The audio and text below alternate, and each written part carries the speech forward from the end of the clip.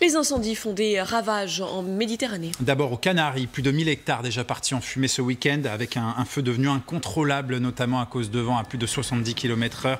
1000 personnes évacuées dans une zone évidemment très touristique. Et en Grèce, c'est un petit peu la même problématique. Les flammes menacent les complexes touristiques, mais là-bas, ce sont plus de 50 incendies qui touchent le pays. Alexandre Malesson, Sofiane Cherifi.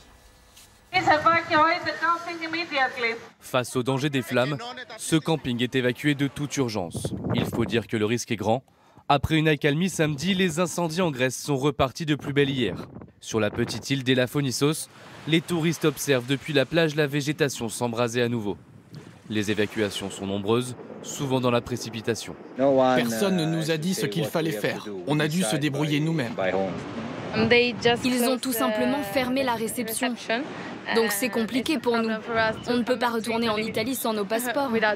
Selon les autorités, les consignes sont transmises par SMS en grec et en anglais. Tout le sud de la Grèce continentale est passé en état d'alerte maximale. Hier, les températures dépassaient par endroits les 40 degrés. Au total, plus de 50 départs de feu ont été recensés sur le territoire, dont l'un des plus importants ici à Marathon près d'Athènes. L'année dernière, 102 personnes avaient péri dans un incendie dans une station balnéaire près de cette ville, le plus meurtrier de l'histoire du pays.